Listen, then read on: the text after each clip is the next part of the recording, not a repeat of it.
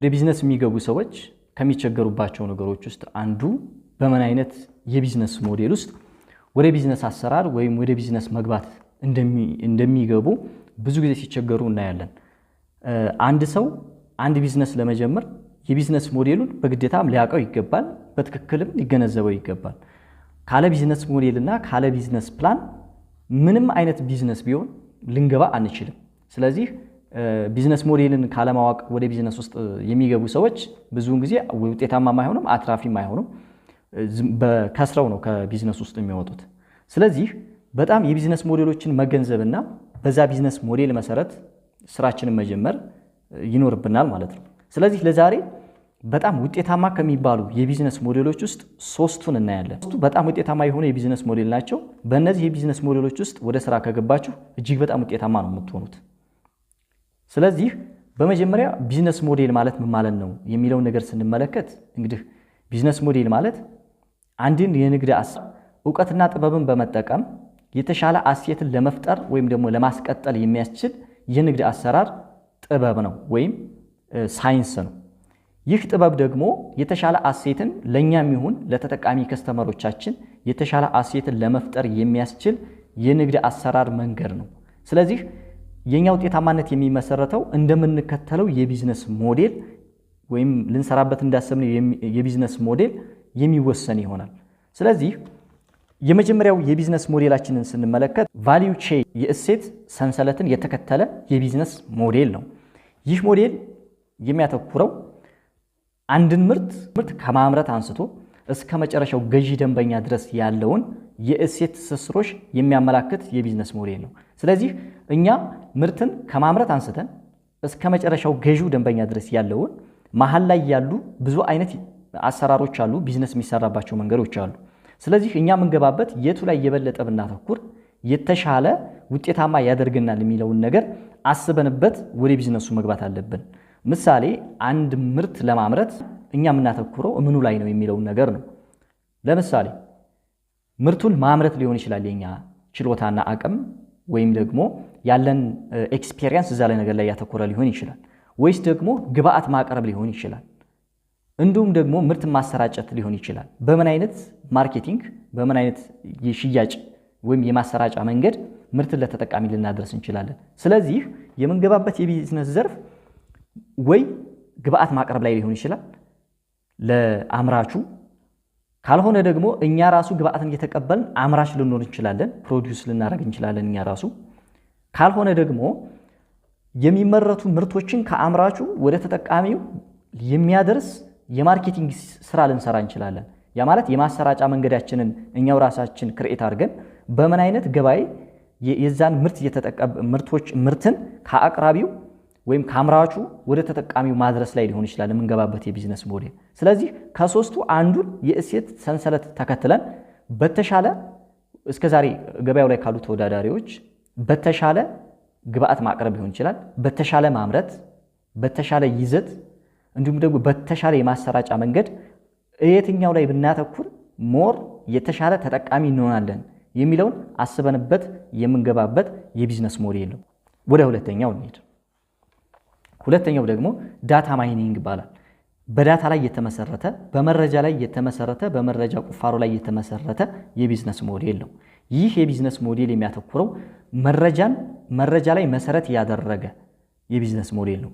ለምሳሌ መረጃውን በማነፍነፍ ላይ የተመሰረተ ሆኖ ያንኑ መረጃ ደግሞ ቶሎ በመጠቀምና ወደ ንግድ የመቀየር የቢዝነስ አሰራር መንገድ ነው። ለምሳሌ ክስተቶችና ሁኔታዎችን ላይ የሚያተኩር ነው። አሁን ቀጣው ወር ወይም ቀጣው ጊዜ የብርድ ወቅት ከሆነ የብርድ አልባሳትን ልናመርት እንችላለን። እንዲሁም መጪው ጊዜ የሙቀት ሰዓት ከሆነ ከሙቀት ጋር የተያያዙ ምግብ ሊሆን ይችላል፣ መጠጥ ሊሆን ይችላል፣ እንዲሁም አልባሳት ሊሆን ይችላል። በጣም በርካታ ነገሮች አሉ።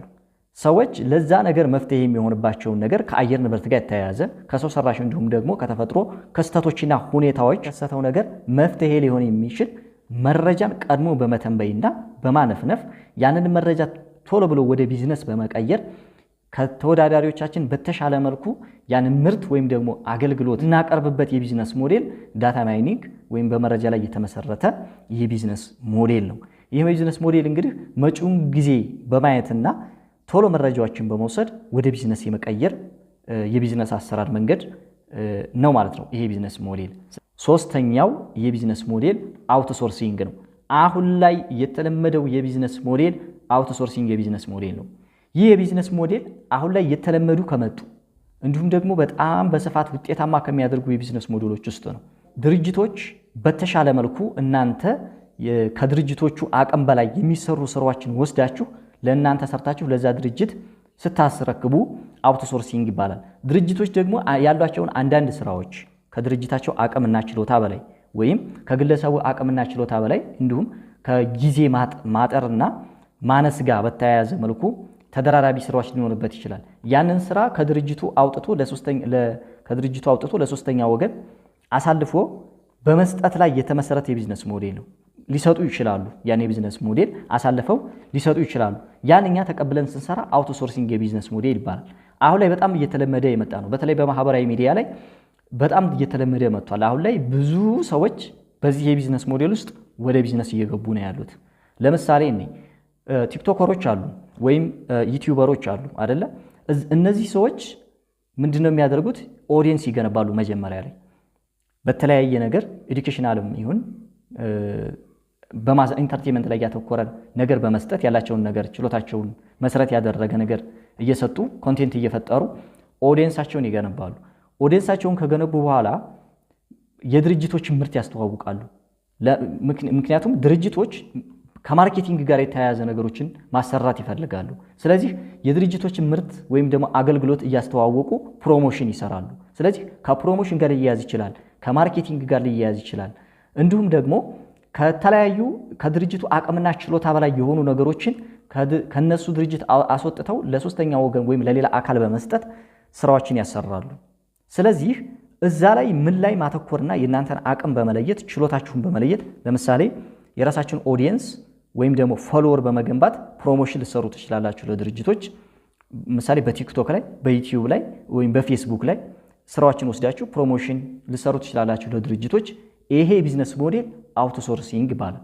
ከድርጅቱ ውጭ ድርጅቱ ለሌላ ሰው አሳልፎ ስራዎችን የማሰራት የቢዝነስ አሰራር መንገድ ነው አውትሶርሲንግ። ችሎታው ካላችሁ፣ ፕሮሞሽን ላይ ጎበዝ ከሆናችሁ፣ ማርኬቲንግ ላይ ጎበዝ ከሆናችሁ እንዲሁም ሌሎች ከሶፍትዌር ጋር በተያያዙ ጎበዝ ከሆናችሁ ካምፓኒዎችን ሂዳችሁ ከነሱ የተሻለ እናንተ ልትሰሩላቸው እንደምትችሉ እና እነሱ ደግሞ ወደ እናንተ ስራውን አውትሶርስ ያደርጉላችኋል። ስለዚህ አውትሶርሲንግ የቢዝነስ ሞዴል ማለት ይሄ ነው። ስለዚህ እጅግ ውጤታማ ከሚባሉ አሁን ላይ አውትሶርሲንግ የቢዝነስ ሞዴል ነው።